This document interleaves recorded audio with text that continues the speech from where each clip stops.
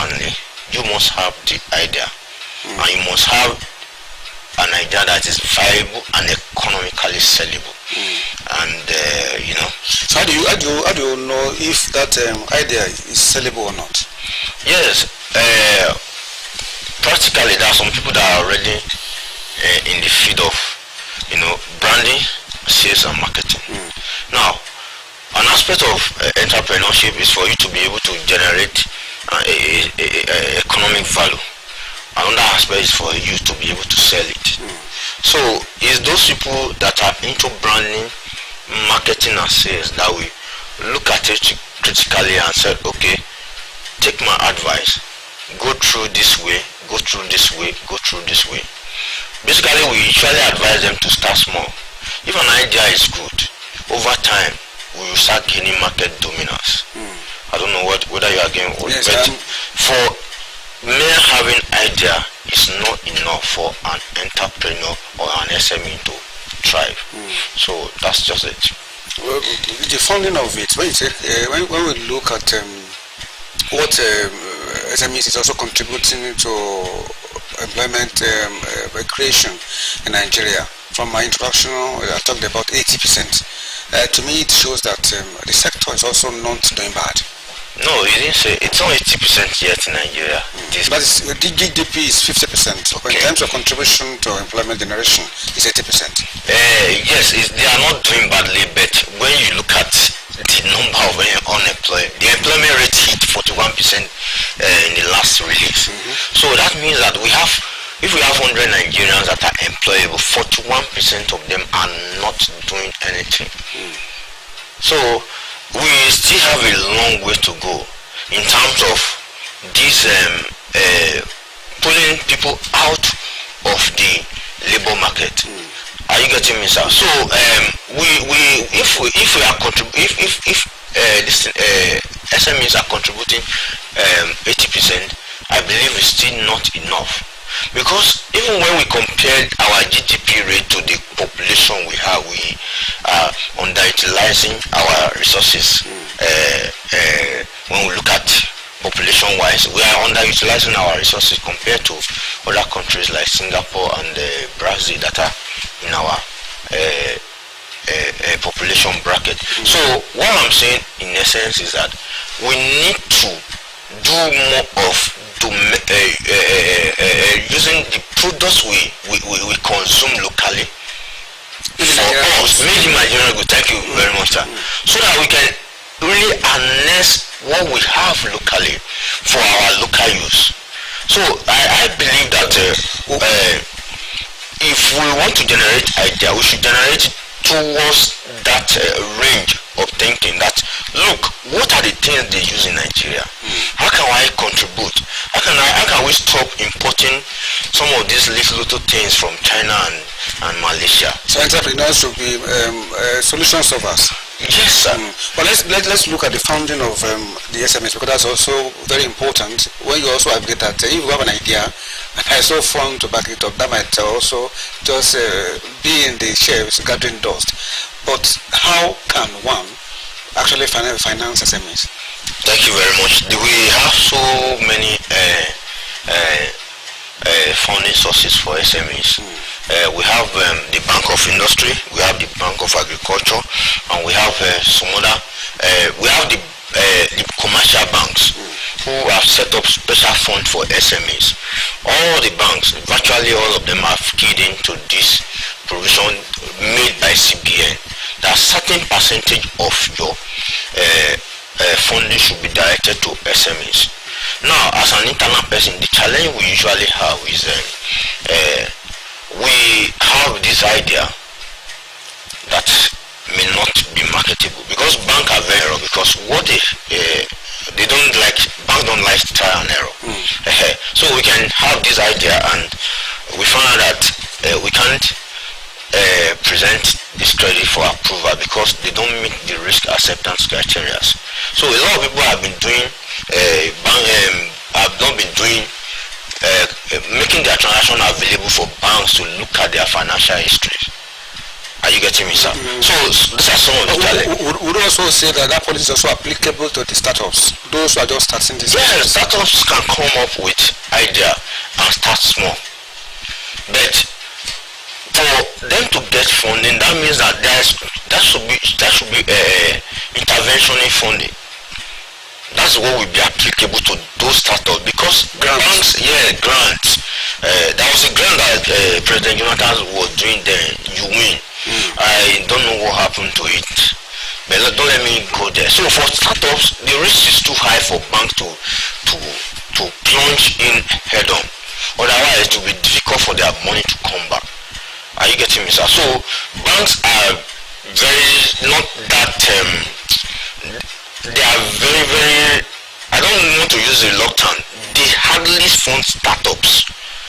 But if you have a business idea, you have been running, let me say you have been running a textile industry, and you want to divest into distribution of textile, bank will look at that, because they already know that you are into this business. It's just another aspect of expansion that you want to do. But if you just come with idea, okay, I have this machine that can use water to generate electricity, and you don't have market for it, it is going to be difficult for banks, as in the conventional bank, to fund you. That's why we advise them to go to interventionist agency like Bank of Industry. So for startups now, from your analysis now, for startups now, commercial banks is a no-go area. I'm not saying it's a no-go. You also take a look at it depends on. I also look at the interest rate in Nigeria. The interest rate is around 22%. Yes, this interest rate, there are factors that we use to calculate interest rate. For instance, there is something we call MPI or MPC. That is the basic interest rate that CBN releases. It's MPR, sorry, monetary policy rate. Now, this monetary policy rate has to do with how money supply is being managed. Like I said the other time I was here, the data with CBN is that the inflation we are experiencing is as a result of excess money supply. Now, excess money supply is in the system, is not being made use of productively. So in order to curb it, what CBN do is that they raise interest rate in such a way that there won't be inflation. So the reason why we have this interest rate minimum of 22% is to control inflation. But for SMEs, for them to be able to access loans profitably, they need to go to these interventionist agents. Okay. They need to go to interventionist agent, and when they start, if they are moving, they can now approach the conventional commercial banks. So at what rate would they get loan from this interventionist agencies? Yes, before COVID, interventionist agencies, they are doing it at 9%. That's trying to bring it down to a single digit. In fact, during COVID, the federal government came up with a policy that for next 1 year, all the loans that are already granted on interventionary basis should be reduced to 5% so that industry can survive. I think some industry really benefited from it. So now the interest rate is reverted back to 9% for those that are enjoying federal government interventionary funds. So would you say that with that 9%, operators of this sector can also function appropriately and positively? Yes, I believe. I believe with 9% interest rate is, by international standard, is fine. That is if your idea is actually economically viable. So how do we make an idea economically viable? Yes, I tried to paint the picture earlier on by saying that look at what you are bringing to the market. Is it a product that everybody needs, or is it a product whose need you can create? Now there are some products that you don't need. People don't really need it to survive, or people don't need them to survive. But over time, you start creating the needs in them, in people that look, yes, this it's not a product that you are used to, but it will make life easier for you. sales, marketing, projection, branding, and influence. These products will penetrate the market if you have the right advisors and right agency behind you.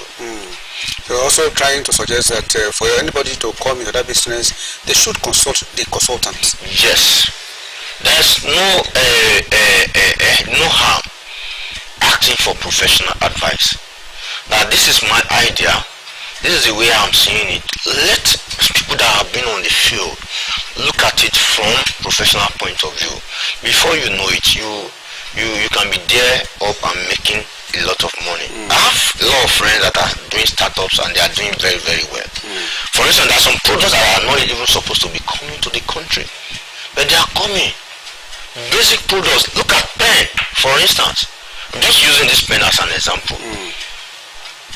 Most of them, the casing is from petroleum product. Now that we are about to deregulate, we can find out that some people, a chain of industries can come up manufacturing pen at this local level, so bringing them in. You're trying to talk about the attitude, Nigerians' attitude towards consuming made in Nigerian goods. But what about the standard of this made in Nigerian goods? Yes, thank you very much. I usually campaign for made in Nigeria because I know the implication at the long run. The implication at the long run is unfathomable. The last time I was here, I told you that there are about 6,000 product derivatives for petroleum product. Is that so? Household, in fact, including clothing, including all this. Okay, this is glass. Including all these seats and our clothing, most of them are derived from petroleum products. But if we look at trying to capture or allow the value chain of the products we have, raw materials we have here, to circulate within the system, the average manufacturer, the average consumer will benefit. Reason being that anything that we are making here, they are naira denominated. We don't need to depend on FX to source for local material, to source for even when you want to pay salary, you don't need to pay salary in dollars. When you want to access raw material, you don't need to go and look for FX. Some of these products that we are even to import them. Yes, some of the products we are importing, they are actually raw material that are even derived from here, taken over there, turned into a semi-finished product, and then they return it back to us. So what I'm advocating is that our policymakers and government should sit down and really identify these products one after the other and ensure that... Is it because they have not identified, or because the players do not have enough funds to actually ensure that they process these goods or raw materials to final products? I don't think funding is a problem. From the little information I have, I don't think funding is a problem to our SMEs. The problem to our SMEs basically is, I think, is our attitude towards government funding. Now, what we do when we get government funding is that we think it's national cake. And over time, government will just look at it that this thing is not viable. So it should be a revolving one. Yeah, it should be a revolving fund. If we take on, I'm giving 500 million to so person, and then if we have this fund coming back into the system, then we have more to give back to people that are coming in afresh. Like you said, revolving fund. But most of the issues we usually have is when we have intervention funding like that, we don't use it for the purpose. Would you say that this intervention fund actually do go to the real players, the genuine ones, the entrepreneurs? That's what I've said. That is the issue we have. We don't use it for the purpose for which we is it not using it for the purpose, or also getting to the hands of genuine people? The same thing, said in different way. Okay, for instance, now a fund has come, 100 billion. Okay, is it for agricultural funding? Is it for, there was even a program then, cottage agricultural funding. There's another one for large, small scale farmers getting a large scale farmer or taker to give them like a 1 million. Now, by the end of the day, you find that when these people collect this money, they don't even plow it to agriculture. So one thing about our culture is corruption is always there at every level, and we need to bring it down. We need to again, because of for what people was actually take away from this program, especially the startups who are also trying to pick one or two things. Yeah, we always identified where we can get grants or loan for our businesses. Would you say that they also are aware of the availability of these funds in these intervention agencies? Well, I wouldn't say they are aware. I wouldn't say they are not aware, because we go. Because I also know that they have also complained of not having funds to run their businesses. So if they are aware and they know how to access this fund, they should be able to approach these agencies. That is what I'm saying. We go to the street and we don't see people discussing. I have an idea. I want to approach Bank of Industry, because Bank of Industry is there waiting for you. For people that want to invest into technology, they have funds there. Yes, they do have the fund. In fact, it's so surprising that this part of the world we are not. This part of the country we are not harnessing it as other parts like eastern and northern side. In fact, I'm not talking about Lagos, Ondo, Ekiti. Generally, we are not taking advantage of what we have. People are also afraid of getting loans to run their businesses. No. That's that. If as you get to an extent, your business will need to expand, and you will need loans. Frankly speaking, you also agree with me that our people are also afraid of getting loans to do business. They shouldn't be afraid, especially the startups. Yeah, they shouldn't be getting loan. That means it could be maybe a poor knowledge of financial management. Because if there are some ideas that you have, you won't have money saved up to finance it. And that is why these agencies are there. So let me mention the one that is applicable to people that want to go into technology, industrial development. That one is Bank of Industry. Okay. They are there, ever ready to listen to you. For those that want to go into agriculture, there is Bank of Agriculture. They are there, ever ready to listen to you. All you need to do is to package your... To have a business plan. Yeah, have a business, package your proposals, let it be viable. Now, experts will review this and they will see the viability of it, and you never can tell. Give it a try, and I know people that are benefiting from Bank of Industry. They are doing very well. One want to also agree with me that people might not want to approach this agency to get loan, because findings have also shown that within 5-6 years, these small businesses also go under 80-70% of them. Yes, you are not lying, sir. Now, that is another challenge with starting a business. One of my mentors was saying over the social media, I said, look, life is about challenges. It's like people usually go into business, people start business with this Eldorado thinking that they have arrived. You are going to be facing challenges every blessed day in your business. So, in fact, you should envisage that when you start something new, it is likely that headwinds will face you, that you will really want to, go out of business. But you have to summon that courage and develop that thinking that I'm going to see this one through. Every big business that started, they usually have their own initial hiccups.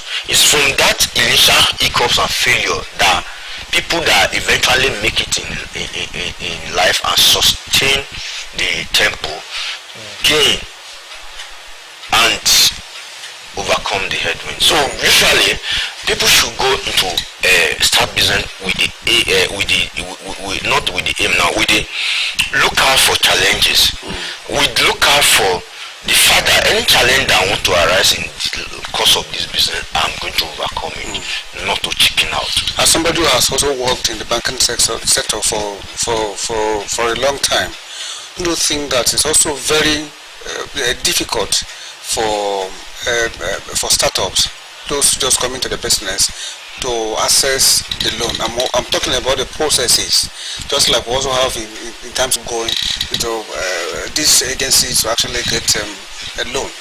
Yes, the bottlenecks are there, but historically banks are becoming more and more efficient nowadays. You never can tell. In those days that you can go to bank, you want to access loan, you go through the legal gauge, a lot of things, and you have these long processings. Now banks are looking at ways to become more and more efficient. In fact, there are some banks now that you can dial a code and you get your account credited immediately. Yes, because over time that must be fintech. Real commercial banks.